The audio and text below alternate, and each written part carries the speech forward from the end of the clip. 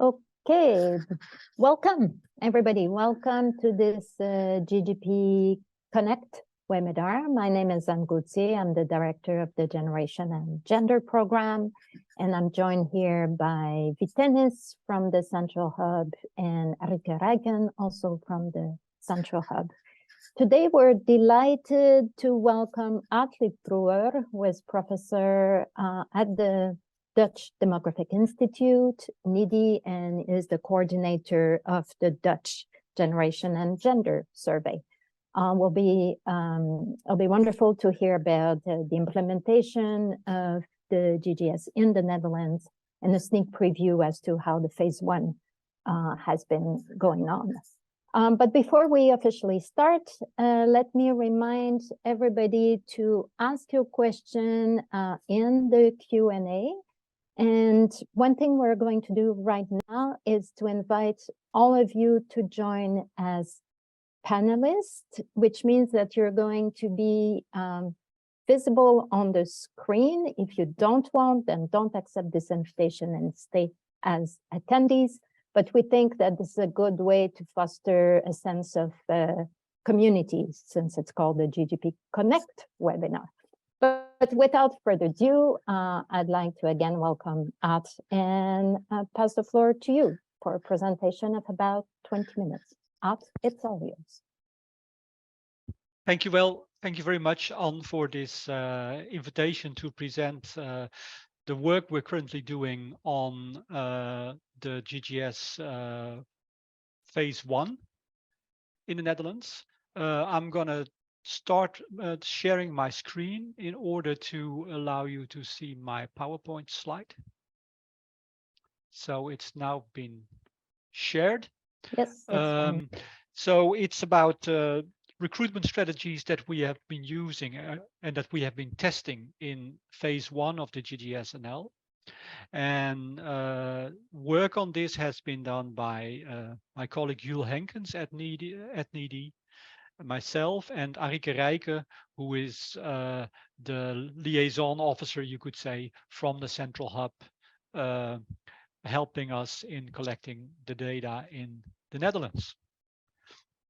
So let me first say a little bit about the design of the Dutch GGS. Well, we have opted in the Netherlands for a web-only design. And this is based on cost considerations. We have the GGS-NL is funded by Odyssey, the Dutch organization for data infrastructure in the social sciences and economics innovation. But we didn't have sufficient money to do part of the survey face-to-face. So we had to opt for web only. GGS-NL is conducted among the population aged 18 to 59. So we haven't included the 60 plus population. This is because in the Netherlands, we also run share, and Odyssey said, okay, we're gonna fund you for running the GGS, but we don't think that it's necessary to have the 59 plus age group included as well. So we didn't have funding for that either. We use a stratified random person sample drawn from population registers, and we aim for 7,000, a realized sample of 7,000. The way we approach people is that we send them a personalized invitation letter, and this is followed up by, in total, 3 reminders. First, they get a reminder by letter, then a card, and finally, again, a letter. We also offer people a monetary incentive, or rather an incentive in the form of a voucher that they can spend either in a shop or online. And the total incentive per person is 15 euros. And in the letter of the third reminder, this incentive is increased by an additional €5. So if people fill out the questionnaire after the third reminder, they get €20 rather than 15. In the Netherlands, we have opted for 2 phases. What we call a phase 1, where we send a letter to a sample of 2,000 respondents who are distinguished in 4 categories. And then a phase 2, where we try to learn from phase 1 what the best recruitment strategy is to get as high a response rate as possible. Well, in phase 1, we use 4 experimental conditions. And each of these experimental conditions is given randomly to a sample of 500 respondents. The first condition is that people simply get a conditional incentive of 15 euros if they have filled out the complete questionnaire. The second condition is that people get an unconditional incentive of 5 euros. So they get a voucher of 5 euros included in their invitation letter. And if they fill out the questionnaire, they will get an additional 10 euro, a voucher of an additional 10 euros. So in both conditions, people who participate get 15 euros, but in the first condition, it's only conditional. In the second condition, it's unconditional plus condition. And then we have these first 2 conditions, but with added conversion attempts by telephone. Before the third reminder, a telephone conversion attempt is done among respondents for whom we have telephone numbers. So we compare what the results are for these different conditions. And this is what our fieldwork agency, E&O Research, thought that would be possible in terms of realized response rates for these 4 conditions. In the first condition, it was expected that 34% would respond. In the second one, 37%. In the third one, 35%, and in the last one, 38%. Basically, they expected that the unconditional incentive would increase the response by 3%, and that the telephone conversion attempts would increase the response by 1%. Okay, how did the response rate develop and look like? Well, here you see the development of the response rate over time. What you see is that in total, the response rate was nothing of the 36% that the interviewing agency thought it would be. It's just 26%. And you can see that over time it increases, and that you see spikes in the response, particularly at times when just after the reminders were sent. So we started off getting about 12%, and then for each successive reminder, we got some additional percentages. So that is the overall development of the response rate. How much did it differ by experimental condition?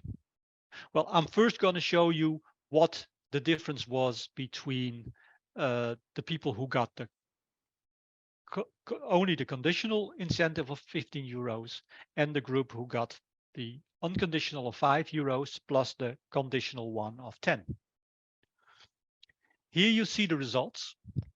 At the beginning of the field work, the gap between those who got an unconditional plus a conditional one and those who only got a conditional one was really huge.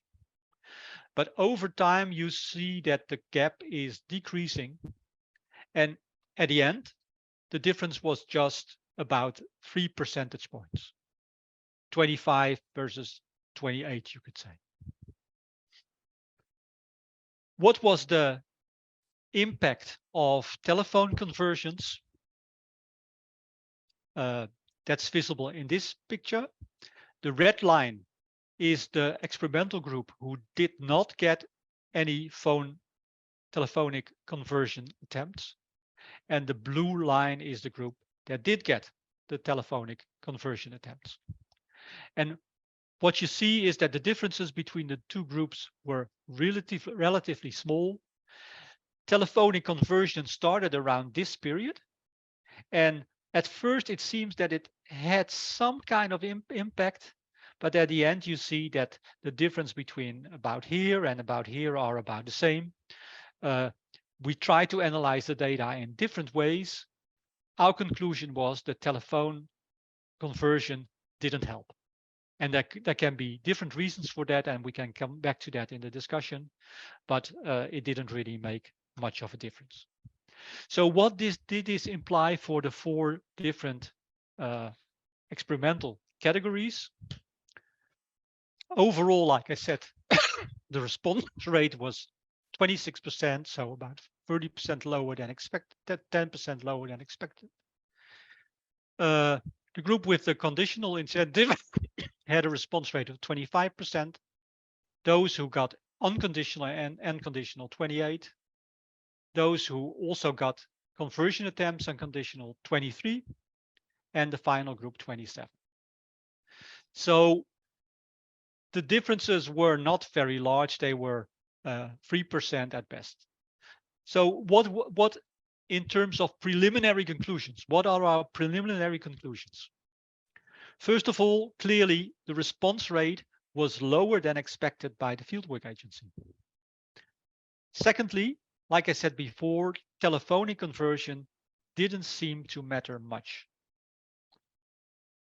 We found that combining an unconditional and a conditional incentive seems to work a bit better than a conditional incentive only. However, the difference is just 3%. And if you would test this difference for statistical significance, the conclusion would be the difference is also not statistically significant. Of course, with these results, you could ask a number of additional questions, and these are the questions we posed ourselves. The first question is, are the unconditional incentives maybe performing better in specific groups? And the second, of course, is the quality of the response the same in all incentive conditions? And in the remainder, I'm only gonna compare the unconditional incentive group with the conditional incentive group. Well, here you see how the incentive worked for men and for women. What you see in the first line, that's the group that only got the conditional incentive, so 15 euros afterwards if they completed the field work. You see a huge gap between men and women of about 12%. In the group that got an unconditional 5 euro incentive plus the conditional one, the difference is way smaller. It's halved to 6%. What you also see is that among women, whether you gave them an unconditional incentive or not didn't matter. Among men, the difference was considerable, was about 5%. So it seemed to work better in a sense among men than among women.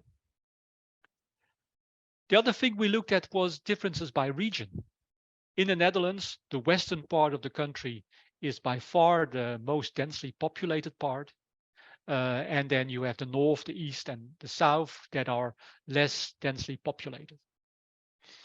What we saw was that in the north, there was response rates were highest overall, and there was almost 5% difference points between the two groups. In the south, it also was about 4%. In the west, unconditional incentives seem to work pretty well. The difference was 20.7 versus 28.3. So it's 8% point difference, which is statistically significant. Interestingly, in the east, we saw exactly the opposite pattern, that those who got an unconditional incentive responded way lower than those who got a conditional one. And this was statistically significant. And frankly, we thought this was a coding error. We contacted the fieldwork agency and said, how come this is hard to believe?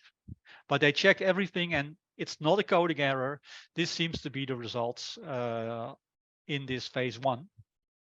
Our conclusion is basically that particularly in the West, giving an unconditional incentive seems to work better. If you compare the West to the 3 other parts of the country, also this difference is statistically significant. A little bit about the data quality, and I'm going to go over this part really fast. We found that the realized sample of phase 1 was more highly educated than the population, which is to be expected as it is true for most surveys, but we didn't see any differences between the incentive groups. We also looked at whether people were living with a partner or not, and we didn't see a big difference with the population. It was 65% in our realized sample. It was 61% in the population. But again, no differences between incentive groups. Finally, we tried to look at childlessness. And here it's really hard to calculate how large the childlessness is among the Dutch population. What we see if we look at the population of 46 years and older is that it seems that there are slightly more childless people in our realized sample than in the population.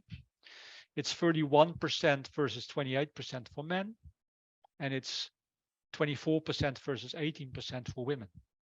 So we seem to have a slight overrepresentation of older childless men and women. But this group on which this conclusion is based is really small. So it's hard to tell, and I'm sure that it is not statistically significant, but it suggests that there might be some differences. But again, no differences between incentive groups. And also the break-off rates didn't differ between incentive groups. Okay, this is what we have in terms of results. What does it imply for phase 2? And we looked at several scenarios based on the results of phase 1 and tried to look at what the consequences would be for phase 2. Well, the first scenario we looked at is that in phase 2 we will only be using conditional incentives. So the €15 voucher if you have completed the questionnaire. If we would do this, the expected response rate would be just below 25%, would be about 24%.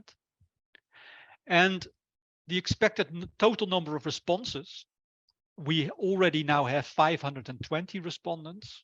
We need 7,000. So we still need about 6,500 responses. And we won't get there if the response rate is as low as this, because the sample we have from the population registers is based on a lower response at a response rate of at least 25%. And the cost of incentives for the second phase would be almost €93,000. Okay, you could say what the alternative would be: give everyone an unconditional incentive beforehand, and the €10 afterwards. So that's the mix of unconditional and conditional. That would lead to a 3% higher response rate.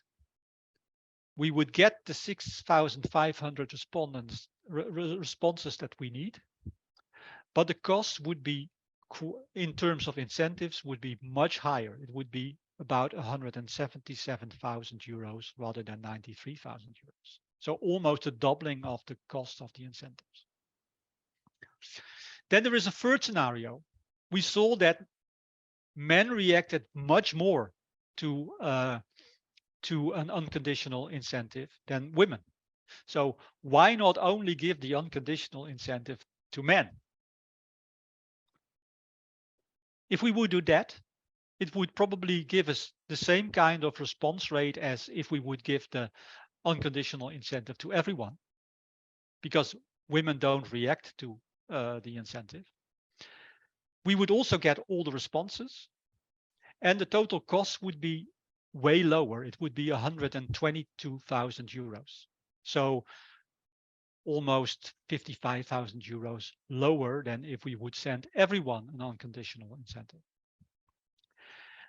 A fourth scenario would be to not send an unconditional incentive to men, but send an unconditional incentive to people living in the west of the country and not to people living in other parts of the country. If we would do that, we would probably even get a higher response rate than if we would send everyone an unconditional incentive based on the results of phase 1. And the cost would be comparable to that of sending an unconditional incentive to women, to men only.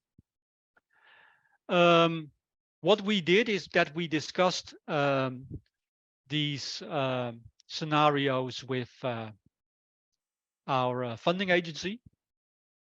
And we also discussed the scenarios this morning with the fieldwork agency. And what we decided upon was that we didn't want to go for scenario 3. We didn't want to distinguish between sending people a conditional or an unconditional incentive based on a personal characteristic like sex. We didn't feel that that was a proper way to go. So we're not opting for scenario 3.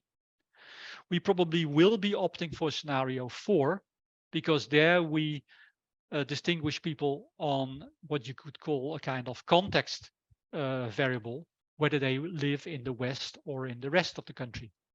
And there seem to be cultural differences.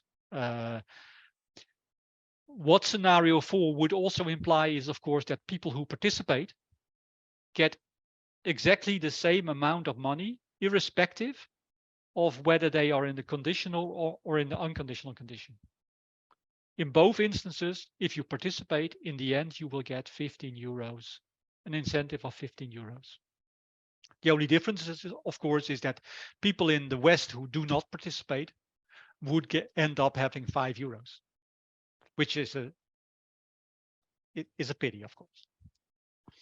The other thing we've been thinking about is maybe trying to raise the overall incentive by another 5 euros.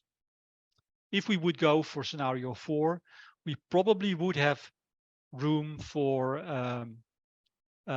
raising the overall incentive from 15 to 20 euros, but that's something we still have to calculate. Okay, to wrap up, conclusions. Unconditional incentives matter most for men and in the west of the country. We didn't find any differences on key variables between incentive conditions. And differentiating the incentive strategy between the West and the rest probably leads to the highest expected response and relative good benefit cost ratio. So thank you. That was my story, and I'm looking forward to your comments. Thank you very much, Aart, and especially for being so systematic in your presentation, made it very, very clear. So let me turn to the audience. As a reminder, you can use either the Q&A or simply raise your hand. Who would like to kick with the first question?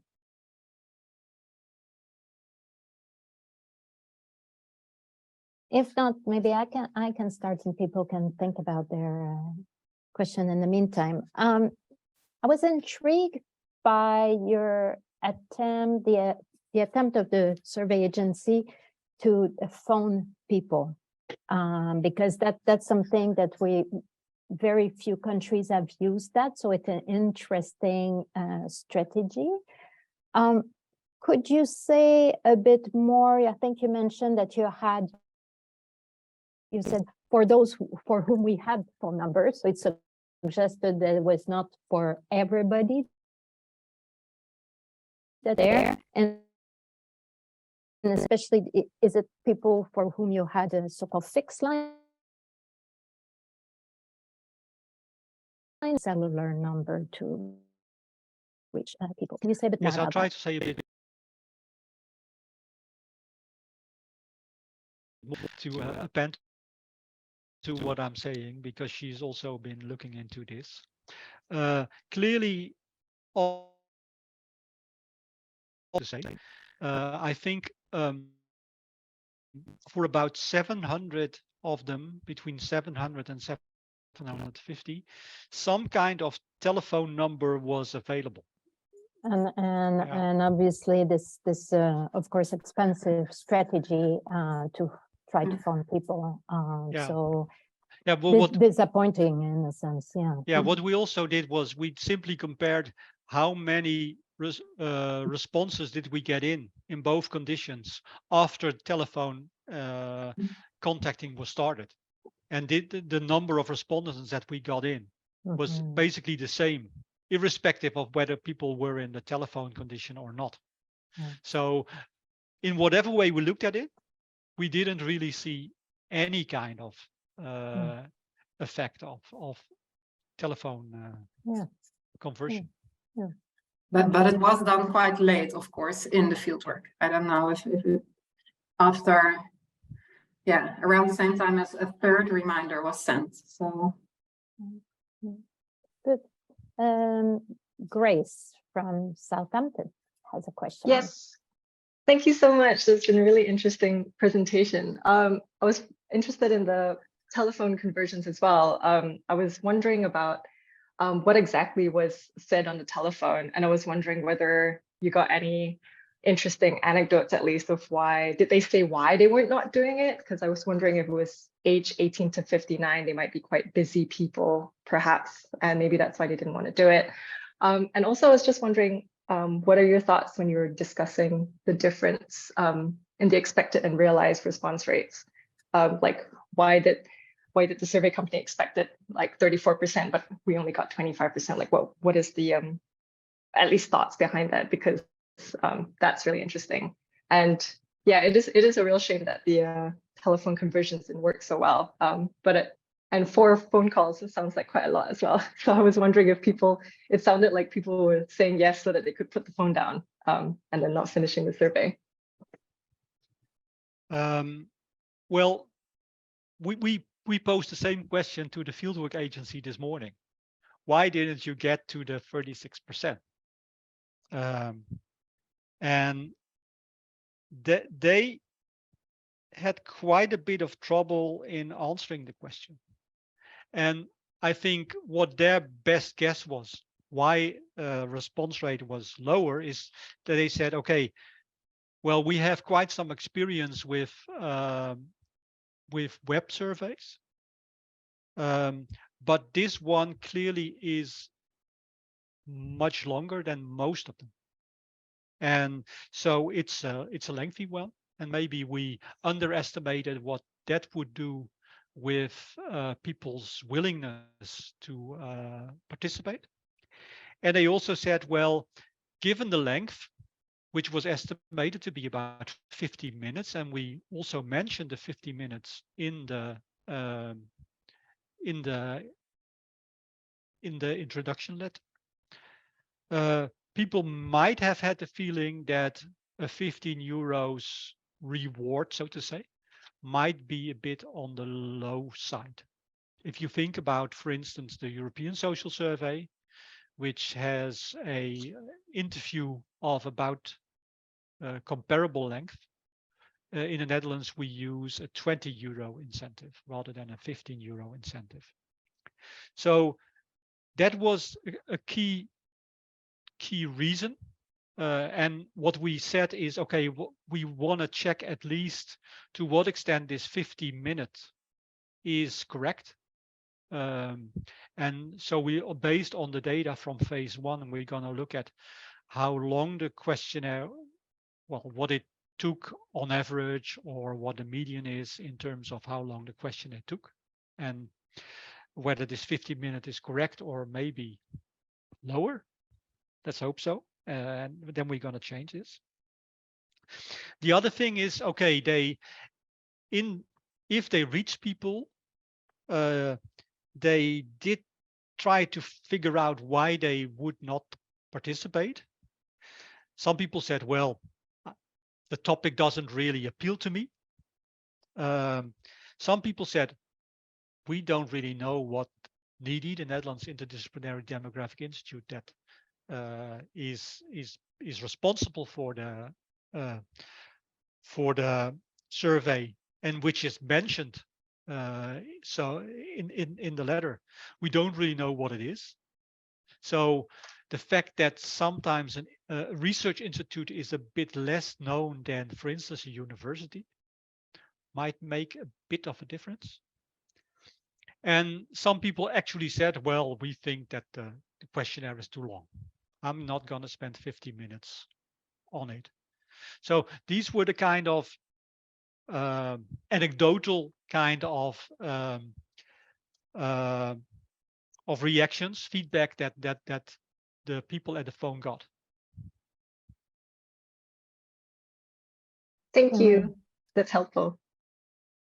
Aart, there's an interesting question in the Q&A from Dario asking if you think that cash incentive would have provided better response than vouchers. And I'm thinking, for example, we'll hear next month from Austria, where they were, if I'm not mistaken, able to include a coin in the envelope, and you opted instead for vouchers. Probably you had a conversation with the survey agency about that. What's the wisdom here? Yeah. Yes, I think that generally the idea is that cash works even better than vouchers. If you would ask Don Dillman, who's an expert on these things, he always advocates that you provide cash rather than vouchers. I think in the Dutch situation, it's something that that is not usual. I don't think it's forbidden by law to include money, which, for instance, would be a banknote of €5 in the introduction letter, but it's something that basically is never done. And so, as far as I know, all the fieldwork agencies, they do work with vouchers. And then, of course, you have the question, what kind of vouchers? We, in this particular case, worked with a voucher that could either be spent in a shop, where I think there are about 600 of these shops in the Netherlands, but they could also be spent online. So yes, we did contemplate it. In the end, we felt that given that this is not so far from common practice, we didn't want to deviate, and it feels different providing a banknote compared to a voucher. So yeah, I think that was the key reason not to go for the banknote but rather opt for the voucher. Is there any other question from the audience? Please let yourself know. Otherwise, I have a burning question, Aart. You've presented some data by men and women, and you mentioned that highly educated respondents more likely to respond. You didn't say anything about young adults. Now, young adults we, in a very naive way, we thought that web surveys would appeal more to young adults because they're so used with their phone all day. And yet the evidence from other countries so far is that either young adults respond the same way as the other age group, or even respond less, just like in the traditional face-to-face. Have you had any chance to look at that for the Netherlands? Yes, in terms of overall response, we weren't sure. I think if you would have asked the question to me, I would have probably have said maybe young adults will respond less, particularly because they might feel that the questionnaire is a lot about family. And as long as they, for instance, themselves are single, they might think, okay, this doesn't appeal so much to me. What we found was that the response among both young adults, which for simplicity's sake, I think we took 18 to 30, then the 30 to 45 bracket and the 46 plus bracket, that the response was almost exactly the same in each group.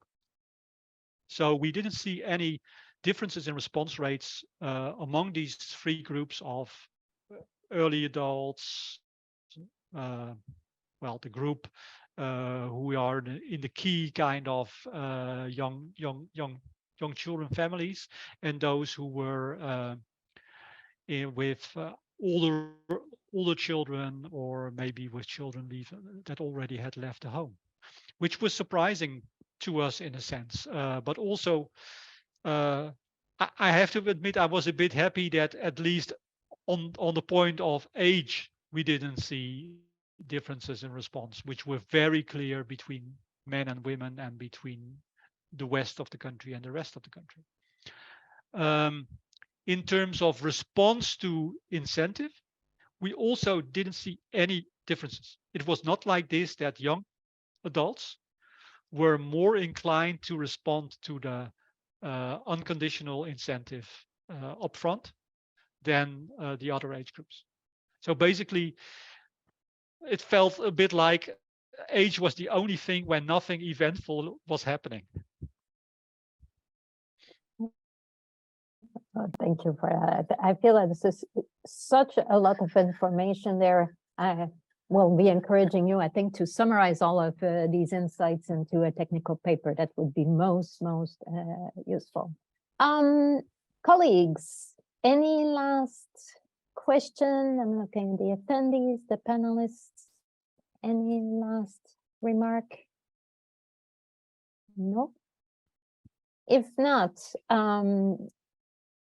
a big thank to you, Aart, especially presenting results that are so fresh. You just recently completed phase 1, so we really appreciate that you were able to already share that with us. Big thanks also to you and to Arike from the Central Hub for making the GGS Netherlands possible. And obviously, we'll re-invite you when you have the full results of phase 2.